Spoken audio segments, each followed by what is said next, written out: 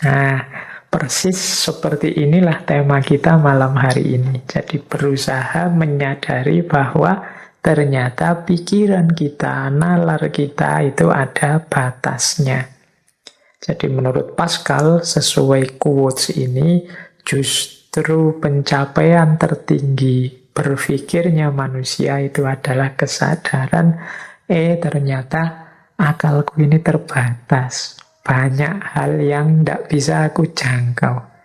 Sering sekali pikiranku itu buntu. Nah, jadi ini mungkin bisa dikiaskan kalau kita mikir, kok sampai buntu? Nggak bisa lagi mikir, itu mungkin batasnya. Jadi supreme achievement itu justru kesadaran, ternyata mentok sudah. Hanya sampai di sini pikiranku.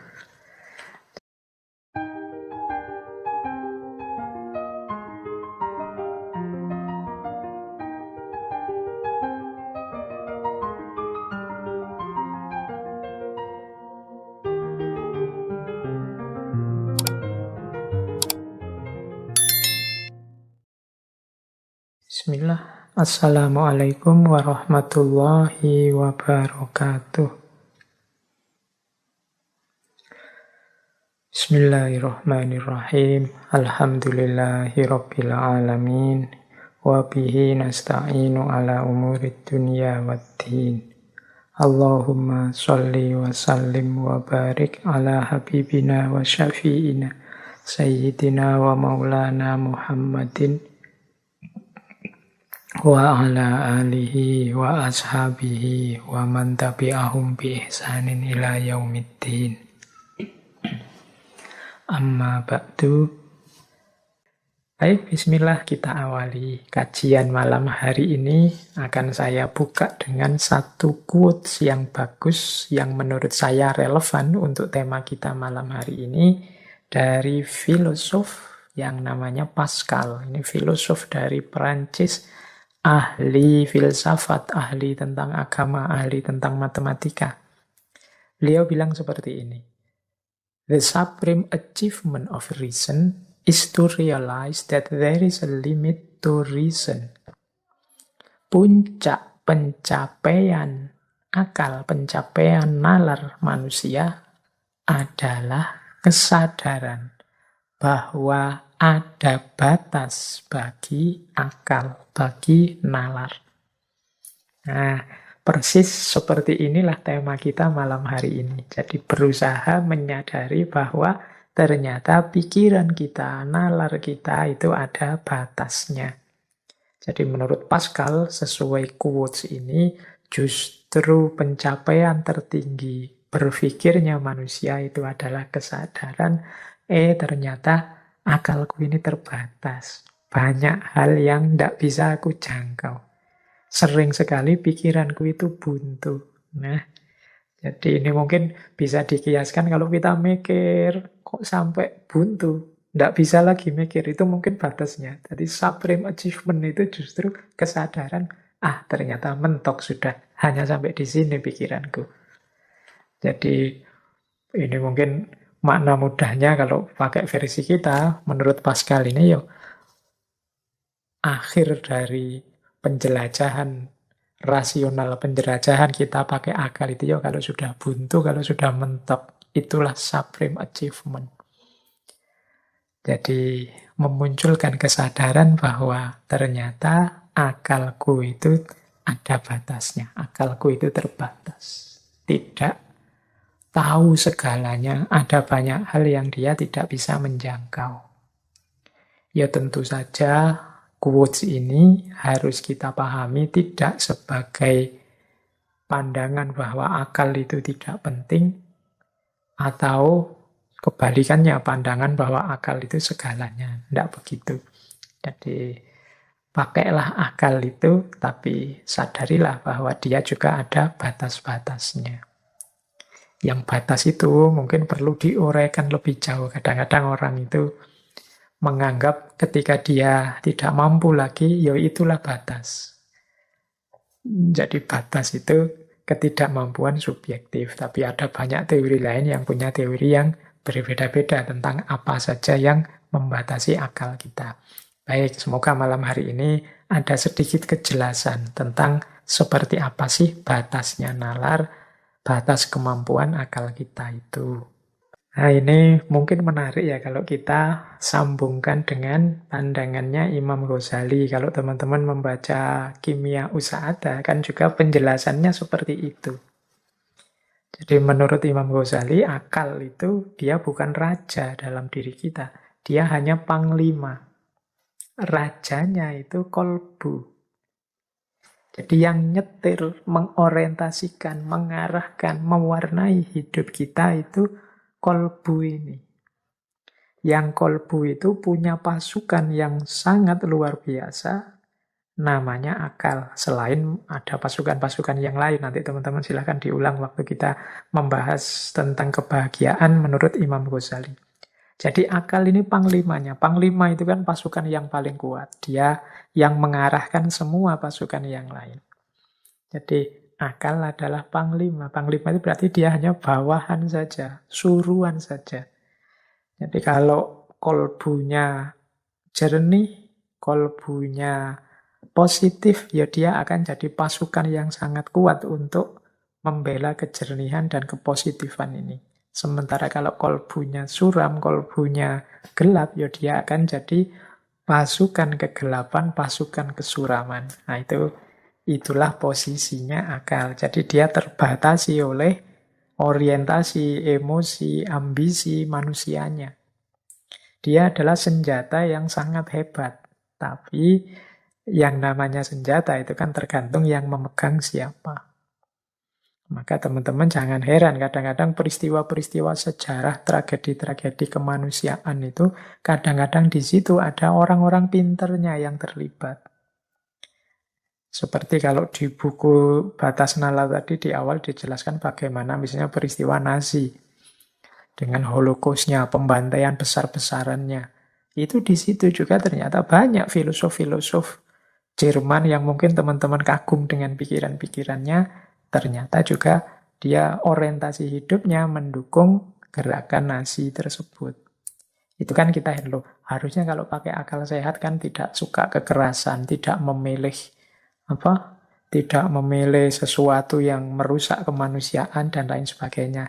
Kalau pakai akal sehat, tapi akal sehat itu dia hanya pasukan. Tergantung manusianya yang mengarahkan. Jadi kadang-kadang kalau dia orang jahat, ya maka akal ini dipakai untuk memuluskan kejahatannya. Mungkin dia bikin trik-trik, strategi-strategi biar tidak ketahuan jadi kejahatan yang sempurna, atau dia melakukan rekayasa-rekayasa sehingga yang semula buruk dia carikan argumen biar jadi benar. Nah, jadi maka ternyata kuncinya diri itu tidak pada akal, meskipun dia sangat penting. Orang tidak boleh tidak pakai akal ya. Kalau itu kayak seperti analoginya Imam Ghazali tadi, berarti orang yang tidak pakai akal itu ya kayak kerajaan ada rajanya, tapi dia tidak punya panglima perang. Dia tidak tangguh, tidak kuat, mudah kalah. Demikian juga orang yang anti nalar, anti akal, tidak mau menggunakan akalnya untuk hidup. Yo akhirnya kita kalah, wong tidak punya panglima. Jadi yang lain mengembangkan sains dan teknologi, menguasai peradaban, kita agak malu-malu, ragu-ragu mendaya gunakan akal kita, ya akhirnya kita kalah, akhirnya kita didominasi. Mungkin juga dijajah secara tidak sadar oleh mereka yang lebih duluan mengembangkan peradabannya dengan akal budi, meskipun akal itu hanya panglima. Jadi orientasi ganda tadi maksudnya ya akal itu penting, dia sangat canggih, dia pasukan kekuatan yang sangat luar biasa, tapi dia hanya panglima, bukan rajanya. Yang memutuskan orientasi hidup kemana, arah hidup ini kemana, tidak hanya akal saja. Makanya dulu ketika kita belajar tentang kritiknya Sayyid Hussein Nasr pada peradaban modern, kekeliruannya modernisme adalah melihat satu-satunya alat intelijensi manusia itu adalah akal. Melupakan ada banyak perangkat intelijensi manusia yang lain selain akal.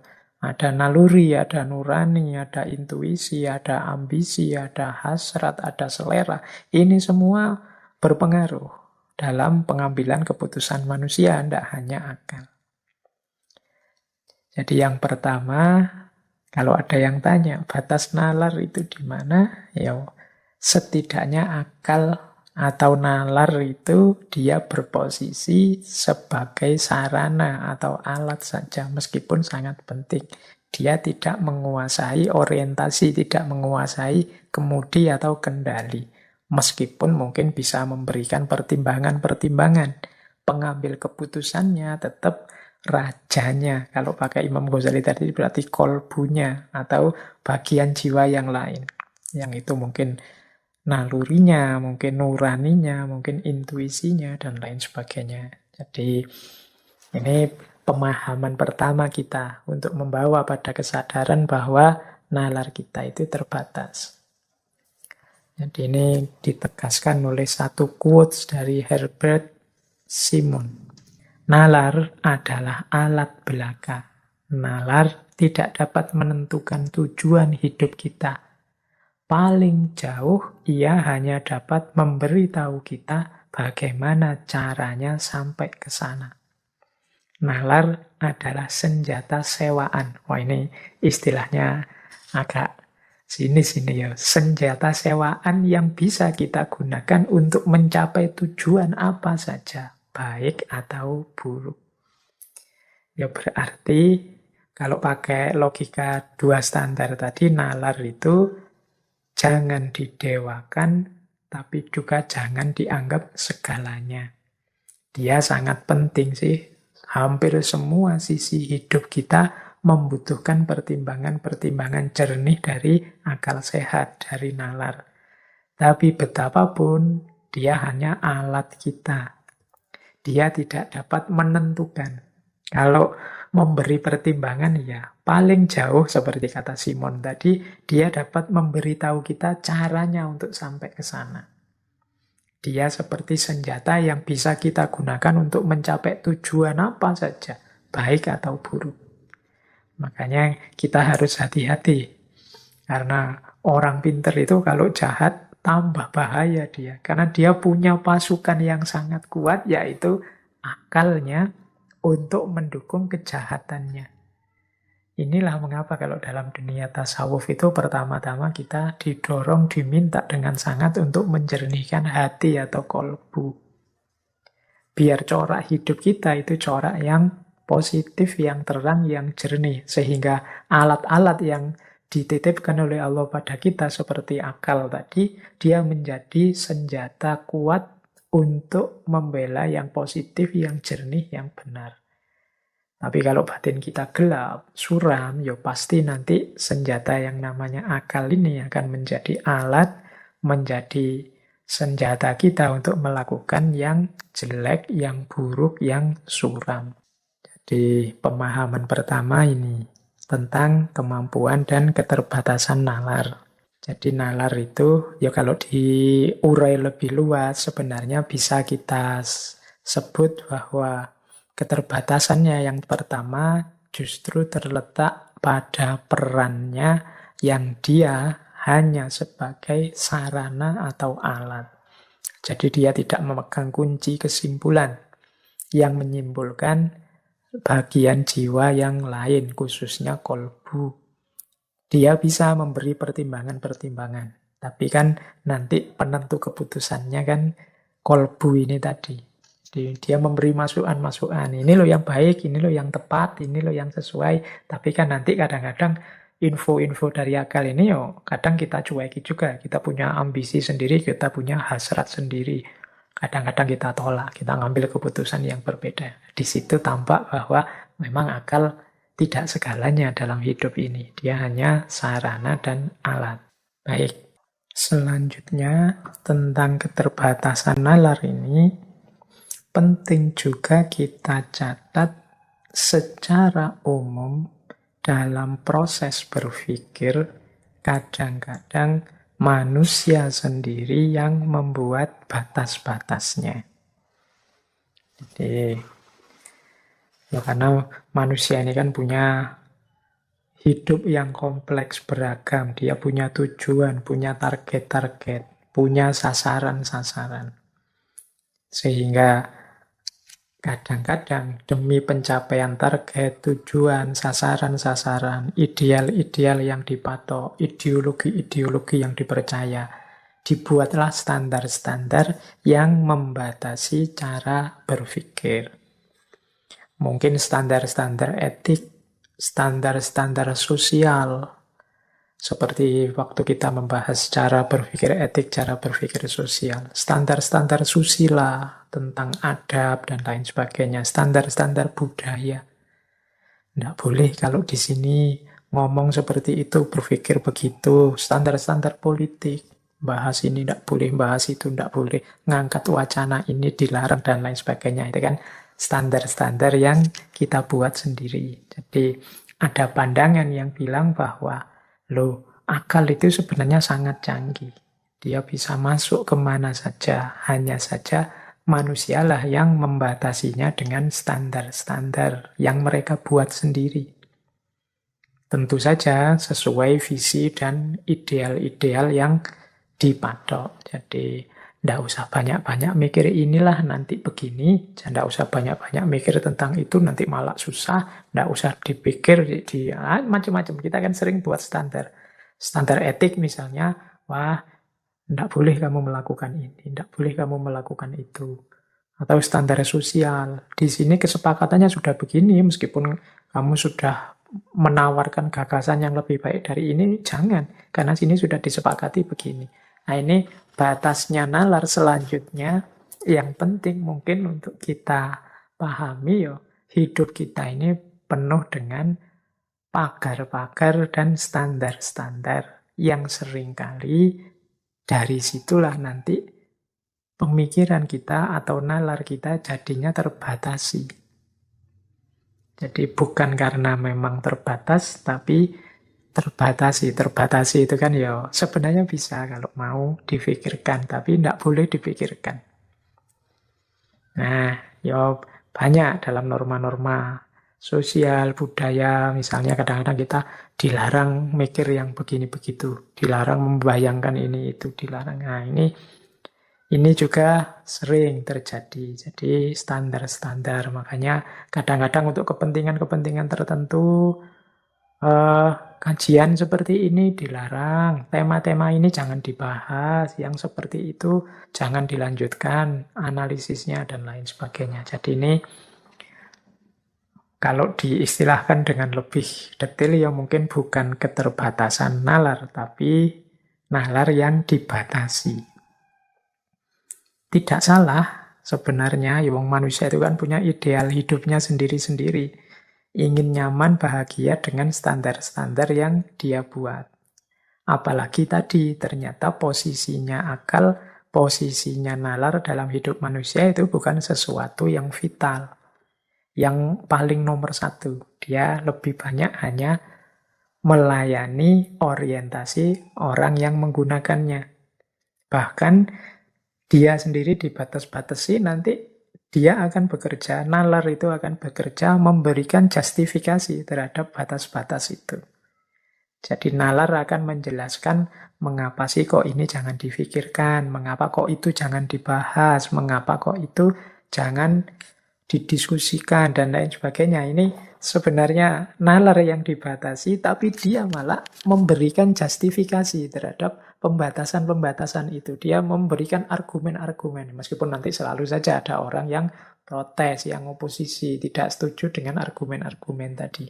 Ya, yang tidak setuju dengan argumennya sendiri, dengan nalarnya sendiri. Yang setuju juga punya argumen dengan nalarnya sendiri. Disitulah istimewanya nalar sekaligus keterbatasannya nalar. Kan banyak ya teman-teman mendengarkan cerita-cerita bagaimana diskusi ini itu dilarang. Tidak hanya masa kini, masa lalu juga banyak. Larangan-larangan memikirkan ini, memikirkan itu. Eksekusi-eksekusi karena ada orang melanggar. Tidak boleh berpikir tentang ini kok malah dipikirkan, malah dan lain sebagainya. Nah ini yang saya maksud, standar-standar yang kita buat sendiri untuk membatasi nalar. Baik itu standar yang sifatnya etik, sosial, susila, budaya, politik, dan lain sebagainya. Ya, ini Tidak bisa kemudian disimpulkan, kalau begitu bisa ndak Pak, standar-standar itu kita singkirkan saja semua. Biar akal kita ini bebas tanpa batas-batas. Kemungkinan kalau kita akan buang semua standar, akal kita bebaskan sebebas-bebasnya, pada akhirnya ya kita akan membuat standar-standar versi kita sendiri. Jadi ketika kita lari dari satu standar, biasanya pada akhirnya ya kita membuat standar kita sendiri. Karena memang karakternya nalar, karakternya reason atau akal itu dia hanya lebih banyak melayani, tidak memutuskan. Nah, standar-standar ini kan sesuatu yang kita buat untuk mengorientasikan hidup kita sesuai ideal-ideal yang kita inginkan. Dan akal, nalar akan hadir melayaninya. Jadi, maka penting sebenarnya dalam situasi seperti ini adalah kesadaran kita. Kesadaran itu berarti kalau ada standar-standar yang membatasi, kalau ada batas-batas, itu pertama kita harus masuk ke visinya. Ini maksudnya apa sih standar-standar ini? Ideal yang diinginkan apa? Apakah ini memang sudah kita sepakati bersama? Ataukah ini sesuatu yang ditetapkan secara sewenang-wenang, tidak sesuai dengan keinginanku, dan lain sebagainya. Ini aspek-aspek ini bisa kita diskusikan. Tapi biasanya orang itu memang dari standar ke standar. Jadi dari indikator ke indikator. Kalau dulu yang dianggap baik ini dengan standar ini. Kalau sekarang yang dianggap baik ini karena mengkritik yang dulu, maka sekarang ada standar baru. Karena manusia akan sulit kalau hidup tanpa standar. Apa-apa mau dipikirkan sendiri detail dari awal itu tidak mungkin. Hidup ini kan logikanya continuity and change. Kita melanjutkan yang lama sambil melahirkan yang baru, mungkin dengan sedikit-sedikit revisi, pengembangan dari yang lama. Nah baik, jadi sampai di sini kita mendapat sedikit wawasan bahwa yang pertama, fungsi akal secara umum adalah melayani, mendukung, menguatkan, menjadi sarana bagi kebutuhan-kebutuhan, kepentingan-kepentingan, keinginan-keinginan manusia. Kemudian yang kedua, dia banyak dibatasi oleh standar-standar orang yang menggunakan akal itu sendiri. Jadi ini dua kondisi eksistensial dari akal kita. Jadi tidak mungkin orang yang hidup sadar dengan visi, dengan misi hidup yang jelas itu tidak membuat standar-standar untuk mewujudkan visi misinya. Dan hidup yang serius itu kan memang hidup yang punya visi jelas, punya misi jelas, ada arah, ada cita-cita, ada tujuan. Yang sebagai konsekuensinya kemudian dibuatlah pagar-pagar, dibuatlah strategi-strategi, termasuk standar-standar yang kadang-kadang memang menghalangi cara berpikir kita, menghalangi nalar kita. Baik, sekarang kita lanjutkan. Ini mungkin yang teman-teman menunggu, ada ndak uraian tentang ini. Ya kita singgung sedikit ya, mungkin lain waktu bisa kita perdalam, yaitu agama atau kepercayaan. Ini juga sering kita posisikan sebagai berhadapan membatasi nalar. Isu-isu akal dan wahyu, faith and reason, ini kan isu-isu yang populer sekali dalam dunia intelektual. Seolah-olah kehadiran agama membatasi nalar. Kalau orang ingin bernalar bebas, ya tinggalkan agama. Kan ada pandangan sekilas yang seperti itu. Tapi mungkin gambarnya tidak gambar saling menyingkirkan kalau menurut saya, tapi saling beririsan. Makanya ada wawasan-wawasan keagamaan tertentu yang mungkin membatasi, menjadi batas bagi kemampuan nalar untuk menjangkaunya.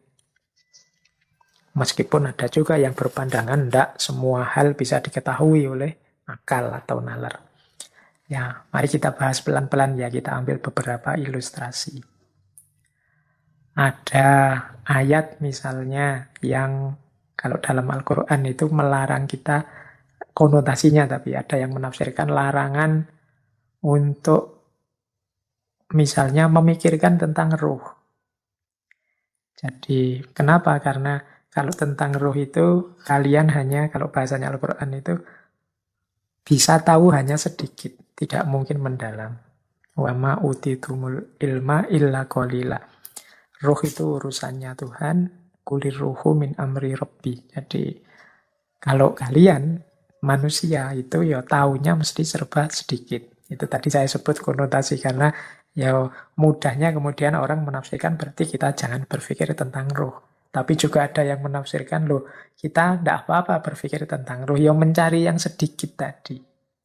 Kan wa ma utitumul ilma illa qalila. Sedikit juga tidak apa-apa. Yang penting ya memang itu batas kita. Yang qalila itu, yang sedikit itu.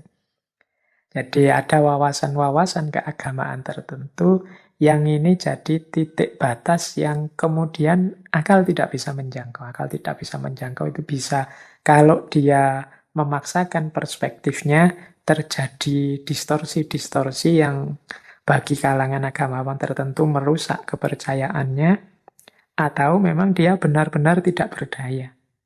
Benar-benar tidak mampu, misalnya urusan akhirat, surga, neraka, itu kan sulit akal itu menjangkau. Mengapa? Karena akal tadi butuh informasi empiris, informasi pasti dan pengalaman.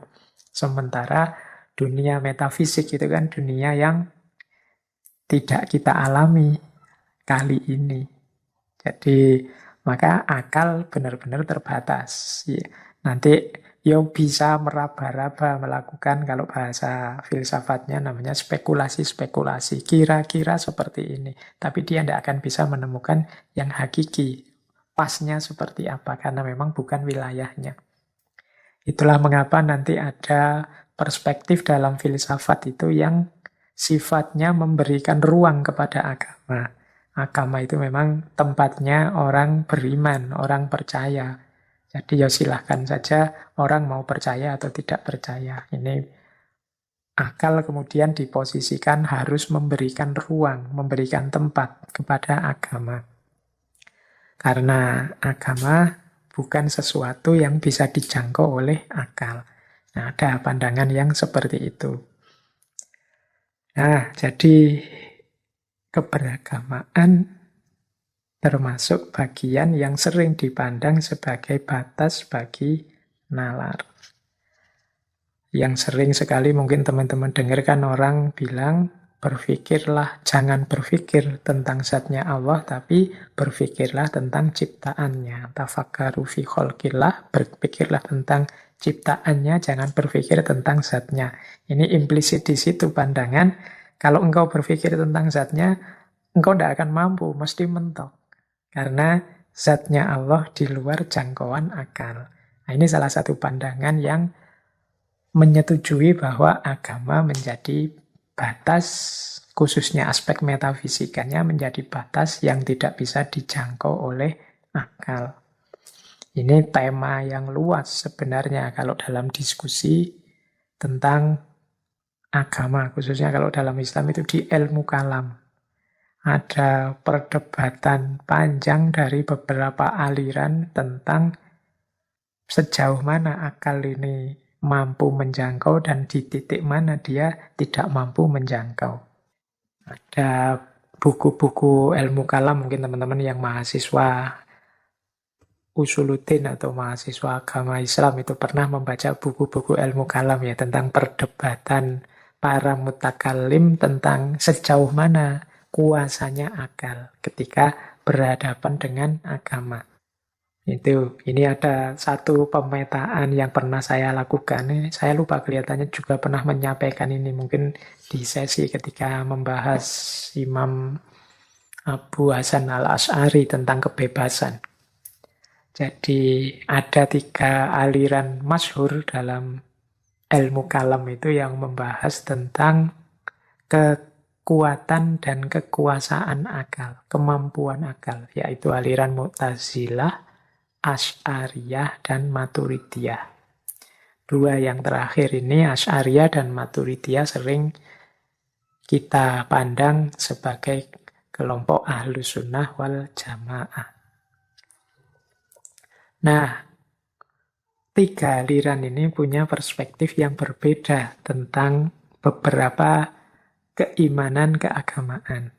Ini di pemetaan saya itu ada 4 hal yang diperdebatkan oleh 3 aliran ini. Yang pertama, akal itu bisa tahu atau tidak adanya Allah. Yang kedua, akal itu bisa tidak tahu sampai detail, tidak hanya adanya Allah, tapi juga sifat-sifatnya. Yang ketiga, akal itu bisa tidak tahu baik dan buruk. Jadi ini baik, ini buruk. Itu kalau dengan akal bisa enggak. Yang keempat, akal bisa atau tidak memutuskan ini baik dan harus saya jalankan, ini buruk dan harus saya hindari. Ini masing-masing aliran itu punya pendapatnya sendiri-sendiri. Kalau Mu'tazilah, dia punya pandangan akal itu bisa semua. Jadi akal itu dengan kemampuannya dia bisa tahu bahwa Allah itu ada. Dia juga bisa tahu sifat-sifatnya apa saja dengan kemampuan berpikirnya. Dia juga bisa tahu mana baik dan buruk. Dan dia juga tahu mana yang harus dijalankan dan mana yang harus dijauhi. Nah ini Mu'tazilah memang dikenal sebagai aliran yang rasionalis dalam Islam.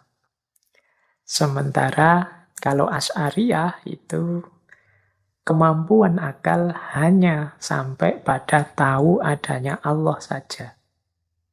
Di 3 yang lain sifat-sifatnya baik buruk termasuk menjalankan yang baik, menghindari yang buruk. Akal itu tidak canggih. Jadi dia harus ikut apa katanya wahyu. Nanti ada juga Maturidiyah. Kalau di Maturidiyah itu akal bisa kok tahu adanya Allah.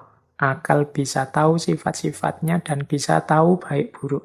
Yang akal tidak mampu itu menentukan mana yang harus saya jalani, mana yang harus saya hindari. Kalau ini yang terakhir butuh info wahyu. Ya masing-masing punya argumennya sendiri-sendiri. Kalau tahu adanya Allah, semua sepakat akal bisa. Jadi melihat alam semesta dengan ketertibannya atau pakai logika alam semesta ini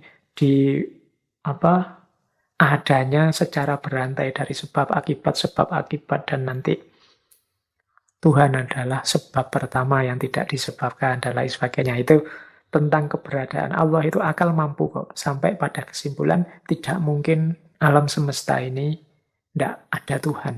Tidak mungkin hanya kebetulan saja semuanya. Kebetulan kok sepas itu. Nah, pasti ada Tuhan dengan berbagai argumen. Kalau dulu kita pernah di ngaji filsafat itu ada paling tidak 7 argumen untuk membuktikan adanya Tuhan menggunakan akal. Jadi 3 aliran ini sepakat bisa pakai akal. Itu bukan berarti tidak perlu wahyu, itu urusan yang berbeda. Cuma ini hanya mengukur kemampuan akal dulu. Nah, kalau yang tentang sifat-sifatnya, Mu'tazilah, Maturidiyah bilang bisa. Hanya Asy'ariyah yang tidak bisa. Jadi bisa itu maksudnya dengan menggunakan akal kita bisa kok menetapkan beberapa sifat-sifatnya Allah. Sifat-sifatnya Tuhan misalnya, pasti dia maha kuasa, pasti dia maha penyayang dengan melihat berbagai fenomena, pasti dia maha teliti, pasti dia maha adil, dan lain sebagainya. Itu kan sifat-sifatnya yang bisa dijangkau dengan akal. Meskipun menurut Asy'ariyah enggak. Itu tetap kita memerlukan informasi-informasi dari wahyu. Ada juga yang tahu baik dan buruk. Nah, ini kalau Mu'tazilah dan Maturidiyah, dia bilang akal bisa. Jadi tidak harus merujuk misalnya wahyu, kita tahu kok kalau mencuri itu pasti buruk, menyakiti orang, merampok itu pasti buruk. Tapi nanti di Asy'ariyah tidak. Ya memang sebagian besar mungkin kita bisa tahu, tapi banyak hal yang kadang-kadang kita anggap baik ternyata buruk. Akal kita memutuskannya sebagai buruk ternyata dan kita tidak senang ternyata itu baik. Jadi baik buruk banyak juga kita memerlukan informasi wahyu. Akal saja terbatas pengetahuannya. Mungkin ada hal-hal tertentu dalam agama yang kita merasa, wah, kok begini ya, ini jangan-jangan perlu ditafsir ulang. Itu menunjukkan kita tidak cocok dengan itu. Nah, itu kata Imam Asy'ari, maka baik dan buruk itu tetap kita memerlukan informasi dari wahyu. Kemudian menjalankan yang baik, menghindari yang buruk. Ini kalau Mu'tazilah, akal bisa semuanya. Akal itu tahu kok tanggung jawab kemanusiaan apa yang harus dilakukan dan yang harus dihindari. Tapi kalau ini Asy'ariyah dan Maturidiyah dua-duanya sama-sama bilang tidak bisa. Kalau untuk kewajiban dan larangan, mana yang haram, mana yang halal, itu tetap kita butuh informasi dari wahyu. Oke, ini ilustrasi saja bagaimana pandangan bahwa wawasan-wawasan keimanan, keagamaan tertentu itu bisa membatasi kemampuan berpikir kita. Ada yang sifatnya memang dibatasi seperti standar-standar tadi. Jadi jangan berpikir tentang ini, jangan berpikir tentang itu. Ada yang sifatnya memang terbatas. Kita tidak mungkin bisa tahu. Khususnya untuk hal-hal yang memang sangat metafisik. Jadi yang diilustrasikan tadi ya dengan perdebatan antara tiga aliran, Mu'tazilah, Asy'ariyah, dan Maturidiyah. Apalagi kemudian kalau kita tarik isu batas nalar dengan keberagamaan ini ke isu kritik-kritik pada modernisme yang dianggap terlalu mendewakan akal. Misalnya dulu pernah kita bahas di sesi Sayyid Hussein Nasr ketika membahas Saintia Sakra. Itu beliau menyebut ada banyak hal-hal yang ditinggalkan oleh peradaban barat khususnya dalam aspek spiritualitas yang itu sebenarnya esensial dalam hidupnya manusia. Dan di situ kan Sayyid Hussein Nasr mengkritik panjang lebar tentang gaya saintisme yang mendewakan akal yang jadi awal beberapa tragedi kemanusiaan manusia modern. Jadi ya ini termasuk bisa dipandang menjadi batas bagi nalar kepercayaan-kepercayaan, keimanan-keimanan agama. Ya mudahnya kan misalnya di ranah ilmu modern yang kadang dikritik positivistik itu secara ontologis kan hanya bisa menerima dunia yang sifatnya materi atau dunia syahadah. Sementara agama menerima ghaib wasyahadah, dunia metafisik dan dunia fisik, dunia materi dan dunia imateri. Nah, berarti jangkauannya lebih sempit, sementara kalau agama lebih luas, ghaib wasyahadah, sehingga di situ nalar terbatasi. Kemudian juga dari sisi epistemologi, dulu kita pernah membahas misalnya pengetahuan namanya ilmu huduri atau pengetahuan langsung. Yang ini tidak membutuhkan prasyarat material, prasyarat empiris. Pokoknya dalam pikiran kita pengetahuan itu hadir, pengetahuan langsung. Yang ini mungkin sulit. Pengetahuan itu kan biasanya kita sebut bekerja ketika akal kita berproses. Nah sementara yang laduni ini pengetahuannya hadir begitu saja dalam diri kita. Ini juga mungkin menjadi batas-batas nalar yang menggunakan akal. Jadi ini isu tersendiri. Kalau teman-teman ingin mendalam tentang persilangan, pertentangan, persinggungan antara agama dan nalar atau isu faith and reason, itu bukunya banyak sekali. Isu-isu yang diangkat juga sangat banyak sudah. Baik, ya mungkin lain waktu kita bahas lebih panjang, khususnya tema-tema kalam, tema-tema teologis. Sudah lama kita tidak membahas tema-tema teologis.